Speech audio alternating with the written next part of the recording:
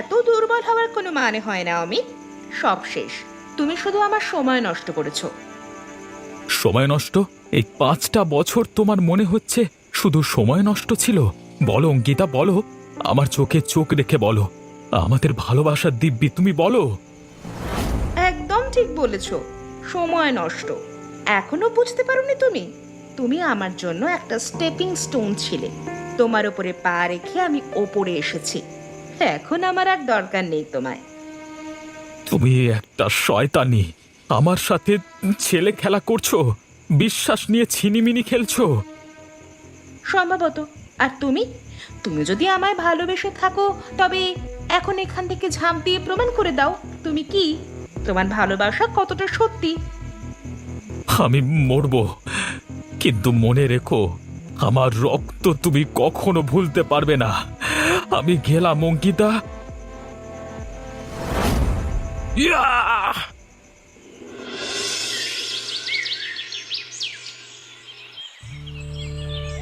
তোমার সাথে পথ চলতে পারলে এটাই স্বর্গ গো, স্বর্গ। হ্যাঁ, আর এই গ্রাম, এই খোলা পরিবেশ, এখানে শুধু খোলা হাওয়া আর পাখির ডাক। আহা, শান্তি। হ্যাঁ, খুব ভালো লাগছে গো। তবে গ্রামের লোকজনের সঙ্গে মিশতে হবে তো ভালোভাবে। মিশবই তো। আমি একটা বুদ্ধি করেছি, শোনো। কি আবার তোমার বুদ্ধি শুনি? বারবিকিউ পার্টি, কিন্তু খুব সাধারণ, মানে শীতের রাতে মাছের বারবিকিউ। মাছে মাংস না? না না, মাছই ঠিক হবে। নদীতে আমি নিজেই ধরবো, খুব কম খরচে পুরো গ্রামকে খাওয়ানো যাবে। সবাইকে ধীরে ধীরে কাছের করে আমরা পাবো, কি বলো? হ্যাঁ, খুব ভালো বুদ্ধি, কিন্তু তুমি মাছ ধরতে পারবে তো? অবশ্যই। আমার প্রতি তোমার কোনো সংশয় আছে নাকি? আহা, না না, তুমি তো একেবারে মহাপুরুষ। এসো এসো, তোমরা তাজা আত্মা, আমি তোমাদের আহ্বান জানাচ্ছি। আমার কাছে এসো। যে বিদ্বেষে, যে ক্ষোভে মরেছে, যার বুকে এখনো অনেক আশা আকাঙ্ক্ষা বেঁচে আছে, যারা প্রতিশোধ নিতে চাও, তারা এসো। তাদের শক্তি আমার দরকার।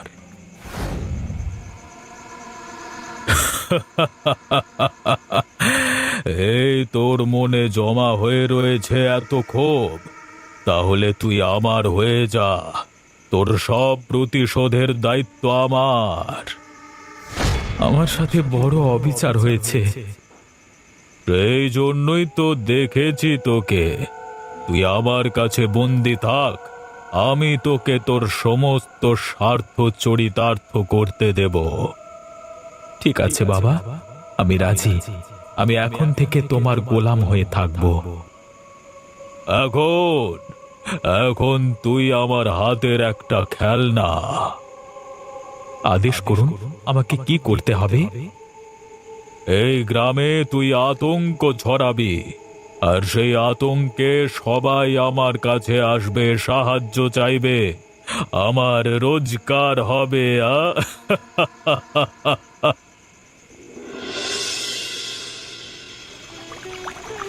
আজকে কিছু ভালো মাছ ধরতেই হবে। বারবিকিউ করবার জন্য যতই হোক গ্রামের মানুষের মন জয় করতে হবে, কি না?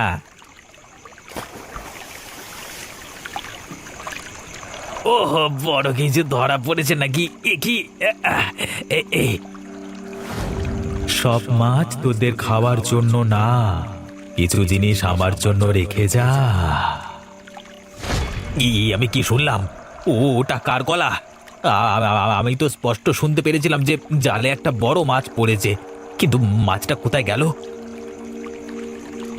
এই দুটো সামান্য মাছ, ওরে বাবা, ওরে বাবা, নিশ্চয়ই কোনো গন্ডগোল আছে। বাবা, বাড়ি চলে যায় বাবা, বাবা, বাড়ি চলে যায়, আজকে পরে দেখা যাবে বাবা রে।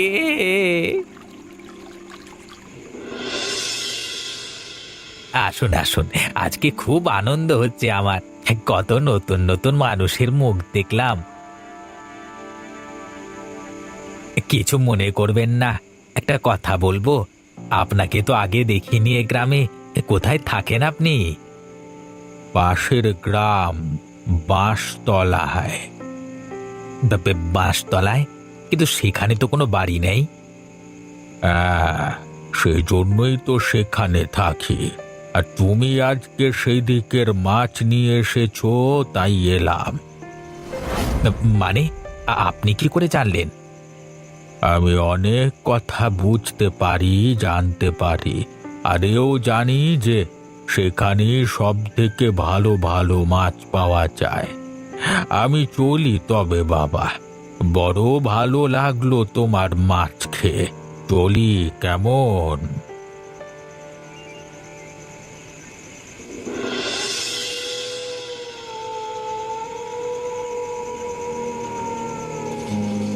তখন থেকে দেখছি কি ভেবে যাচ্ছ? কি হয়েছে বলো তো তোমার? এখানে আসার ব্যাপারে কি কিছু মনে হচ্ছে তোমার? একটা বিষয় বুঝলে তো কিছুতেই মেনে নিতে পারছি না। কি বিষয়? এই পুরোটা খুড়ো মশাই, কিছু যেন একটা গন্ডগোল আছে লোকটার মধ্যে। কেমন যেন একটু রহস্যময় অদ্ভুত ধরনের কথা বলে, আর অনেক কিছু জানে বলে মনে হলো, যেগুলো সাধারণ মানুষের পক্ষে জানা সম্ভব নয়। কেন? কি বললো? সে বলল পাশের গ্রামের বাঁশতলায় থাকে। স্বর্ণা, তুমি তো জানো সেখানে কিছু নেই, শুধু ফাঁকা শ্মশান। শ্মশান? হ্যাঁ, আমিও শুনেছি। এই গ্রামের অনেকে সেখানকার সম্বন্ধে অনেক ভূতের গল্প বলে। আরে ধুর, ভূত না, এসব কুসংস্কার। সে হয়তো পাগল কিংবা কিংবা কি? বুঝতে পারছি না ঠিক। তবুও সাবধানে থাকা ভালো। সে আবার আসবে বলেছে? জানি না, যদি কিছু আসে আমি পুরো বিষয়টা জানবার চেষ্টা করব।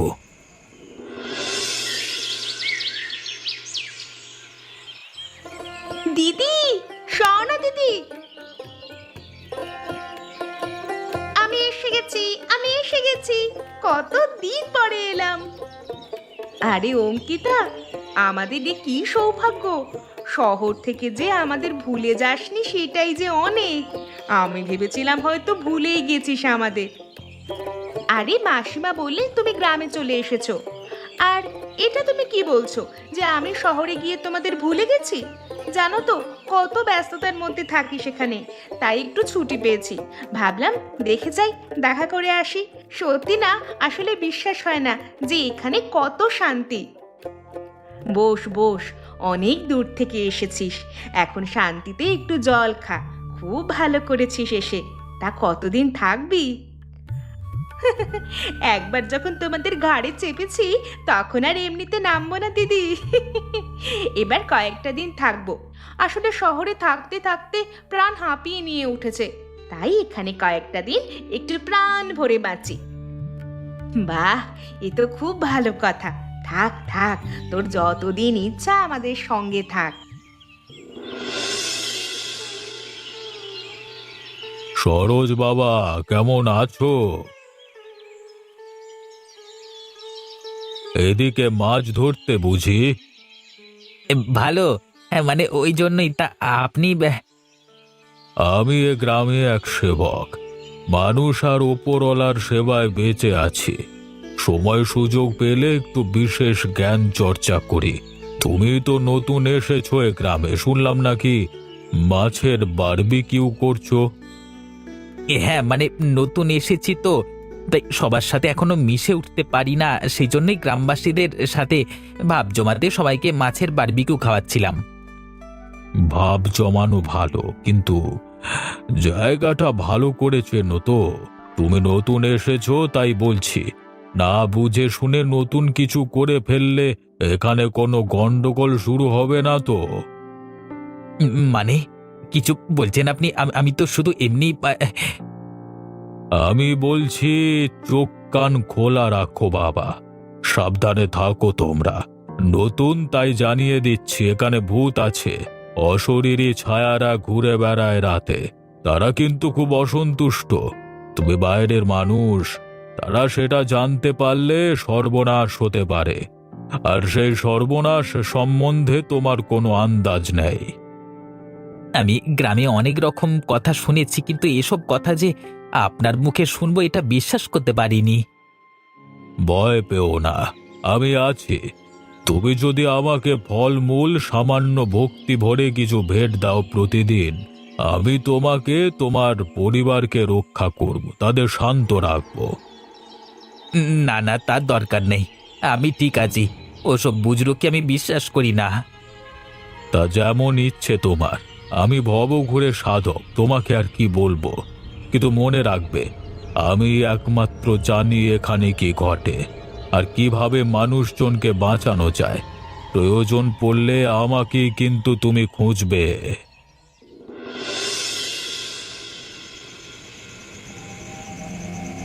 ও, আপনি আজকে আবার এসেছেন? তুমি ভয় পাচ্ছ মনে হচ্ছে। না না, আমি ভয় পাই না। পালিও না। আরে আমার থেকে ভয় পাবার কিছু নেই, কিন্তু সেই তান্ত্রিকের থেকে ভয় পেতে হবে। দূরে থাকবে ওই দুষ্ট তান্ত্রিকের থেকে। আপনি কি জানেন সেই তান্ত্রিক আমার সাথে দেখা করেছিল? না জানলে কি আর বলি। কিভাবে জানলেন আপনি? ওফ, বড্ড প্রশ্ন করো তুমি। আমি তো বলেছি যে তোমরা না বললেও আমি অনেক কিছু জানতে পারি। শোনো তাহলে। সে প্রচণ্ড বদমাইশ। সে যা চায় তা পেতে মানুষকে ব্যবহার করে, মরা প্রেতেদের ব্যবহার করে। সাবধানে থাকো, তাকে বাড়ি ঢুকতে দিও না। কিন্তু আপনি আপনি কে?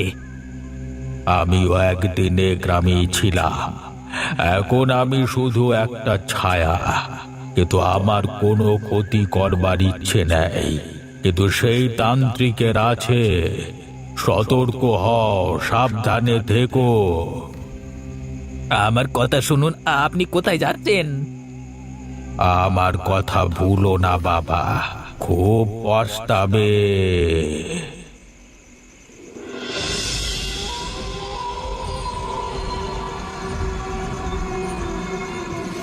ও ও ওটা ওটা কি? না, এটা এটা কি দেখছি আমি? আমি বিশ্বাস করতে পারছি না। অঙ্কিতা, কি ভেবেছিলে আমার থেকে পালিয়ে যাবে?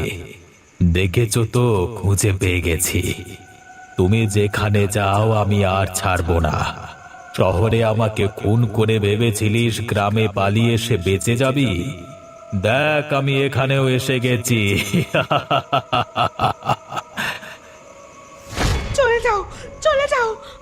আমি বিশ্বাস করি না তুমি মরে গেছো। চলে যাও, তুমি তুমি এক্ষুনি চলে যাও আমার সামনে থেকে। চলে যাও। তুমি আমাকে মেরেছো। তুমি কি ভেবেছো আমার থেকে পালিয়ে যাবে? আমি তোমার উপরে উঠবার সিঁড়ি ছিলাম, তাই না? তাই আমাকে ব্যবহার করে ফেলে দিয়েছো। এখন তোমার পালা। আমাকে মারলেই কি তোমার মুক্তি হবে? কিন্তু তোর রক্তে স্নান করে আমি শান্তি পাবো। আমি বলেছিলাম যে আমার রক্ত তুই কোনো দিন ভুলতে পারবি না। আমি তোকে কোনো দিন ভুলতে দেব না সেই রাতের স্মৃতি।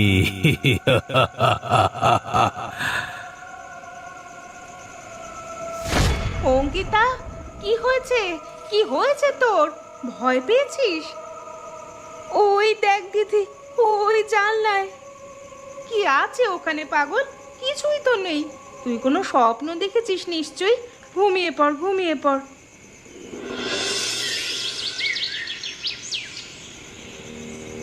শান্ত হ। বলো দেখি কি দেখেছিস? আমি বারবার বলছি, তুই হয়তো ছায়া বা অন্য কিছু দেখেছিস, কিন্তু তুই তো বিশ্বাসই করছিস না। সে সে ছিল জানলায়।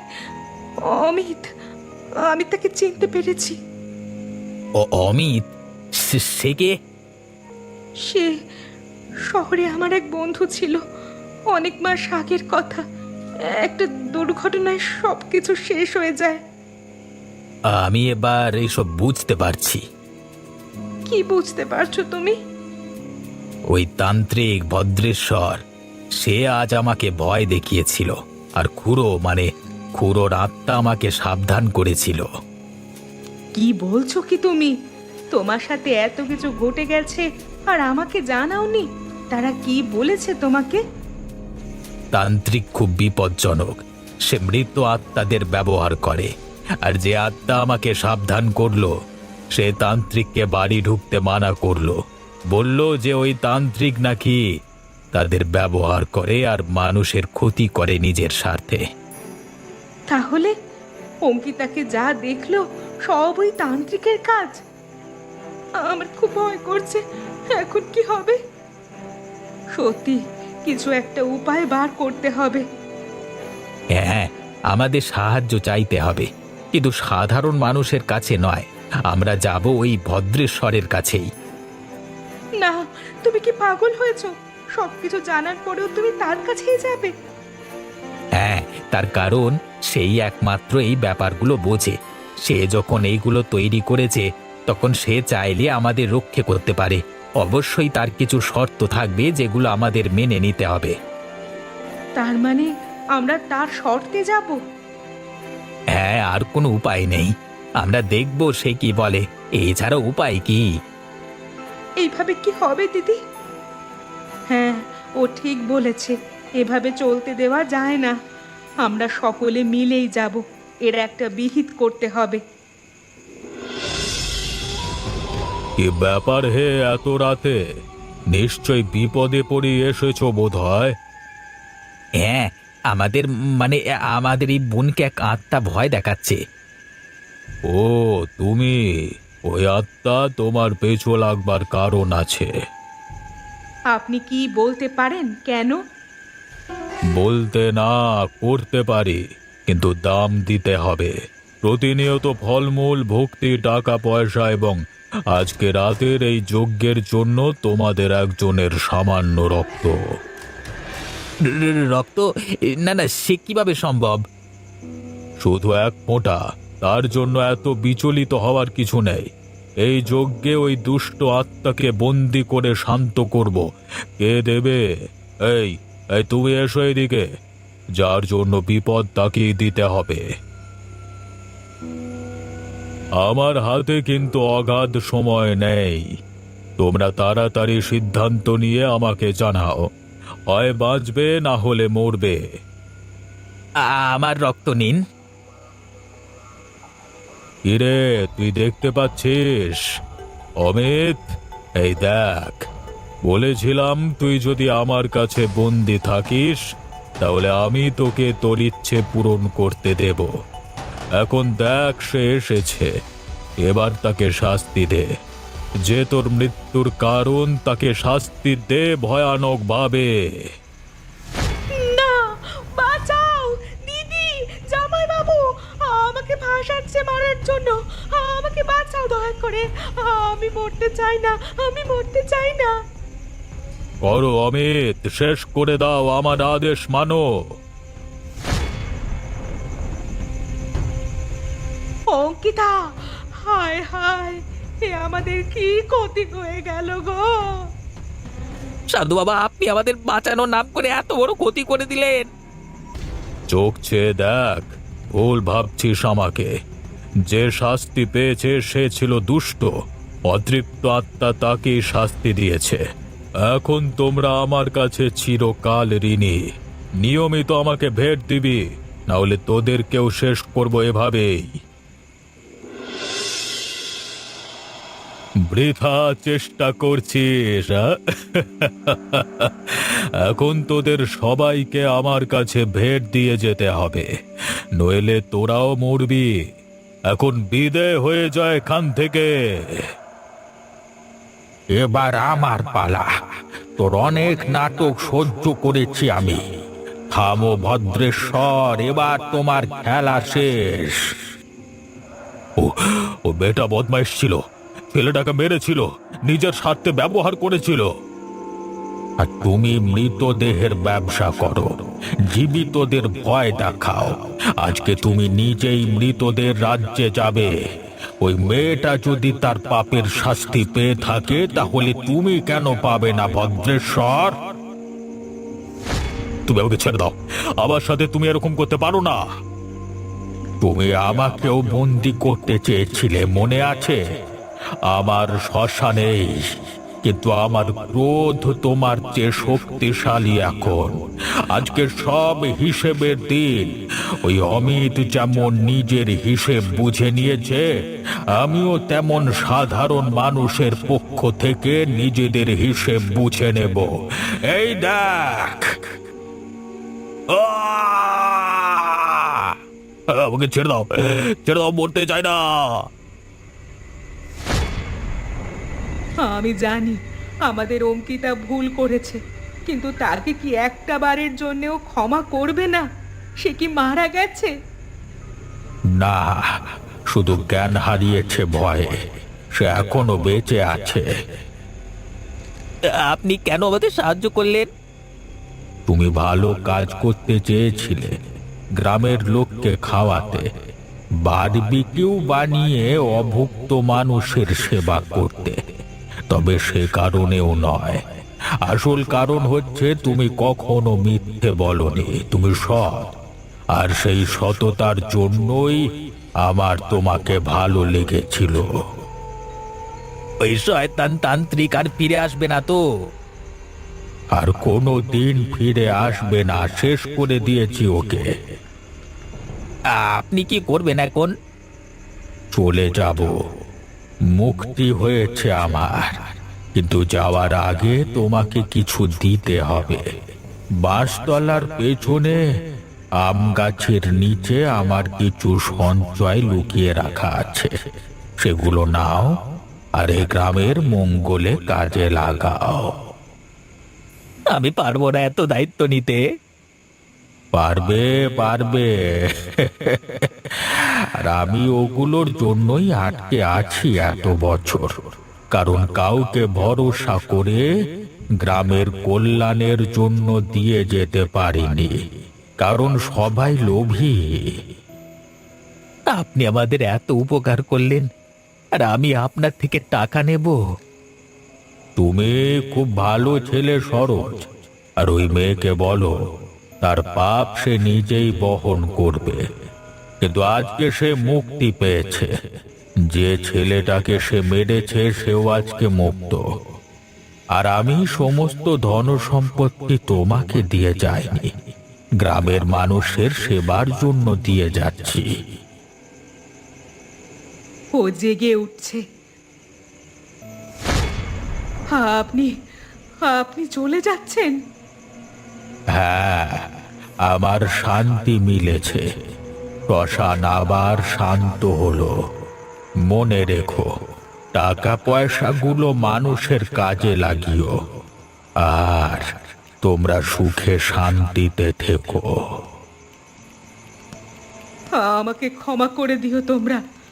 আমি আজ এত ঘটনার মধ্যে থেকে নিজের ভুল বুঝতে পারলাম। সব শেষ। তবে তুমি আর এই গ্রামেতে থাকতে পারবে না। তুমি ফিরে যাও, তোমার শহরের জীবনে তুমি ফিরে যাও।